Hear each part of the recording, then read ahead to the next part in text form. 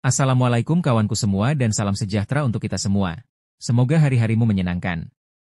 Berikut kita akan membahas tentang judul, Perang Dunia Kedua, ketika dunia lupa cara damai. Pada awalnya, dunia ini damai.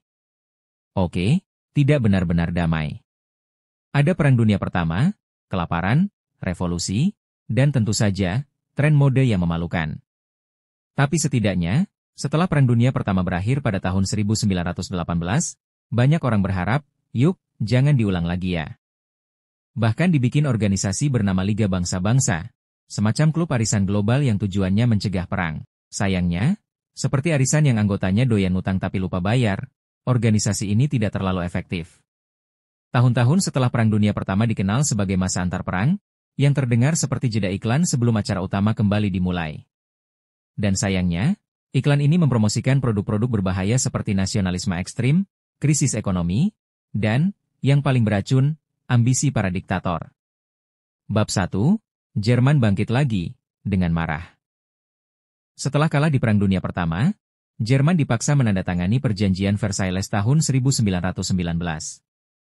Isinya, denda besar, pengurangan militer, kehilangan wilayah, dan tentu saja, penghinaan nasional. Kalau Jerman adalah manusia, mungkin dia bakal bilang, saya tidak marah, cuma kecewa. Dan sedikit dendam. Di tengah kekacauan ekonomi, inflasi, dan pengangguran, muncullah seorang pria berkumis aneh bernama Adolf Hitler, yang entah kenapa mirip karakter kartun tapi dengan ambisi selevel Thanos. Ia dan partai Nazinya menawarkan solusi, semua salah bangsa lain. Ayo kita bikin Jerman hebat lagi. Ya, sebelum Trump pakai slogan itu, Hitler sudah pakai versi aslinya. Hitler jadi kanselir Jerman pada tahun 1933, dan dengan cepat membubarkan demokrasi, membakar gedung parlemen, karena siapa butuh demokrasi, serta mulai menginvasi tetangga dengan gaya, minjam sebentar ya, gak balikin. Bab 2, Jepang ikutan ribut. Sementara itu, di Asia, Jepang sedang dalam fase pubertas nasionalisme. Mereka merasa butuh ruang hidup, Lebensraum versi Asia. Maka pada 1931 mereka invasi Manchuria, wilayah Tiongkok yang kaya sumber daya. Alasan resminya? Ada insiden kereta api. Kayak tetangga nyelonong ke rumah orang lain karena kesandung pagar. Liga Bangsa-Bangsa hanya bisa bilang, jangan dong. Tapi Jepang keluar dari organisasi itu dan berkata, terserah kalian, kami gas terus. Jepang pun makin agresif, menyerang Tiongkok secara penuh pada 1937. Tragedi mengerikan terjadi di Nanjing, yang dikenal dengan Nanjing Massacre, episode yang membuat dunia akhirnya bertanya, kalian waras nggak sih? Bab 3, Dunia mulai panas. Hitler tak hanya puas dengan Jerman. Ia aneksasi Austria tahun 1938, tanpa perang, cuma nyelonong masuk, lalu mengincar Cekoslowakia. Dunia masih mencoba diplomasi. Inggris dan Prancis datang ke Munich, dan Neville Chamberlain, Perdana Menteri Inggris, pulang dengan senyum lebar membawa perjanjian damai. Ia berkata, peace for our time. Yang ternyata artinya, perdamaian untuk sekitar 11 bulan. 1939, Hitler tidak tahan lagi. Ia ingin Polandia. Tapi ia tahu, menyerang Polandia berarti memicu perang dengan Inggris dan Prancis. Jadi ia membuat kesepakatan mengejutkan dengan musuh ideologisnya, Uni Soviet. Dalam Fakta Molotov-Ribbentrop, Jerman dan Soviet setuju untuk tidak saling menyerang, dan diam-diam bagi-bagi Polandia seperti pizza. 1 September 1939, Jerman menyerbu Polandia.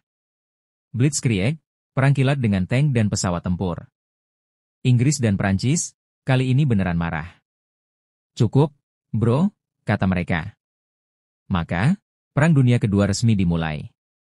Bab 4, Eropa meledak. Polandia tak bertahan lama. Dalam waktu 3 minggu, negara itu dibagi dua, bagian barat untuk Jerman, timur untuk Uni Soviet. Dunia pun menyadari, Jerman bukan hanya pengacau biasa, ini semacam Thanos yang baru dapat semua Infinity Stones. Setelah itu, Jerman menyerbu Denmark dan Norwegia. Lalu, dengan kecepatannya yang bikin lawan tidak siap, Jerman menyerbu Belanda, Belgia, dan akhirnya Prancis pada 1940. Prancis jatuh dalam waktu 6 minggu. Bahkan orang yang masak rendang butuh waktu lebih lama dari itu. Inggris, masih bertahan. Hitler coba invasi lewat udara dalam Battle of Britain. Tapi Inggris punya Royal Air Force yang tangguh, dan tentu saja, Winston Churchill, sang PM yang dikenal suka merokok, minum whisky, dan berkata dengan suara berat, "Never in the field of human conflict was so much awed by so many to so few." Pokoknya keren, intinya dia puji pilot-pilot Inggris. Bab 5, Petaka di Pasifik. Desember 1941, Jepang menyerang Pearl Harbor, pangkalan militer AS di Hawaii. Amerika Serikat yang tadinya cuek langsung murka. Presiden Roosevelt berkata, "A day that will live in infamy." Dan boom! Amerika Serikat masuk perang. Jepang lalu menyebar ke seluruh Asia Tenggara, Filipina, Malaysia, Indonesia, yang saat itu masih Hindia Belanda. Semuanya diserbu. Di Indonesia, Belanda menyerah, Jepang datang dengan propaganda, saudara tua, tapi ternyata lebih galak dari penjajah lama. Orang Indonesia mulai rindu nasi jagung dan tanam paksa. Bab 6, Titik Balik. Tahun 1942 hingga 1943 adalah masa perubahan. Di Eropa Timur, Jerman menyerbu Uni Soviet. Awalnya sukses besar, hingga mereka sampai ke Stalingrad. Tapi cuaca dingin Rusia dan tekad rakyat Soviet membuat pasukan Jerman kedinginan, kelaparan, dan akhirnya menyerah. Stalingrad menjadi titik balik. Jerman mulai mundur, dan Soviet mulai maju. Tidak ada yang bisa menghentikan mereka, kecuali jalanan berlubang dan truk yang mogok. Di Pasifik, AS mulai melawan Jepang. Pertempuran di Midway menjadi krusial, Amerika berhasil menghancurkan 4 kapal induk Jepang. Perlahan-lahan, Jepang mulai didesak mundur, satu pulau demi satu pulau.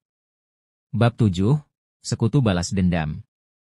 1944, Sekutu membuka front baru di Eropa lewat D-Day, invasi besar-besaran ke Normandia, Prancis. Ribuan kapal, ratusan ribu tentara, dan satu tujuan, menggulung balik Nazi. Operasi ini begitu besar sampai-sampai kalau dibuat film, pasti durasinya 3 jam dan penuh slow motion. Setelah D-Day, pasukan Sekutu melaju ke Jerman dari barat, sementara Soviet menyerbu dari timur. Di tengah, rakyat Jerman yang panik dan bertanya-tanya, Hitler, ini rencananya gimana ya? Hitler sendiri akhirnya bersembunyi di bunker di Berlin. Saat pasukan Soviet makin dekat, ia menikah dengan kekasihnya Eva Braun, lalu bunuh diri keesokan harinya. Romantis? Mungkin. Tragis? Sudah pasti. Tanggal 8 Mei 1945, Jerman menyerah tanpa syarat. Dunia bersorak, perang selesai. Tapi tunggu dulu, Jepang belum menyerah. Bab 8, Bom Atom dan Akhir Perang. Amerika sudah capek.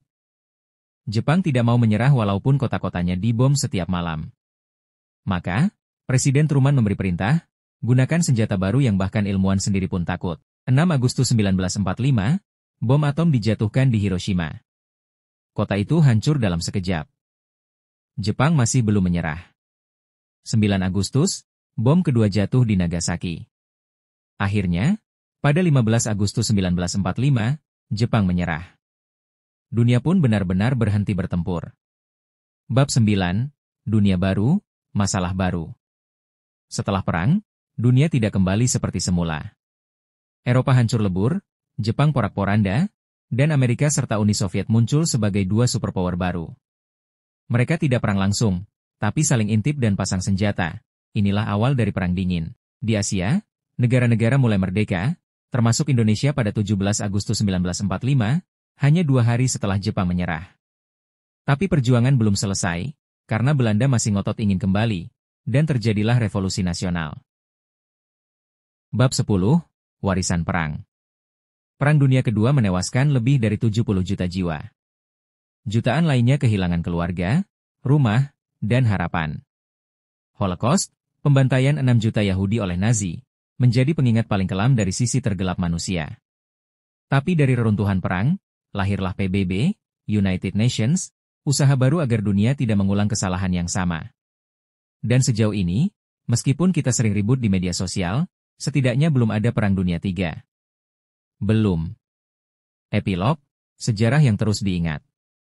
Hari ini, Perang Dunia Kedua terus dikenang dalam buku, film, museum, dan bahkan meme. Dari Saving Private Ryan sampai Call of Duty, Generasi baru belajar bahwa perang bukan sekadar tembak-tembakan seru, tapi tragedi yang menghancurkan dunia. Kita mungkin tertawa di tengah narasi ini, tapi ingat, di balik humor, ada pelajaran. Bahwa keserakahan, kebencian, dan ego yang tidak terkendali bisa membawa dunia ke ambang kehancuran. Maka mari kita jaga dunia ini. Sebelum sejarah terulang, dan kali ini, mungkin tak ada jeda iklan lagi. Tamat. Sampai bertemu di video berikutnya. Jangan lupa tinggalkan jejak di postingan ini. Kalau ada kekeliruan dalam video ini silahkan koreksi di kolom komentar. Wassalam dari M. Faisal Kapunda.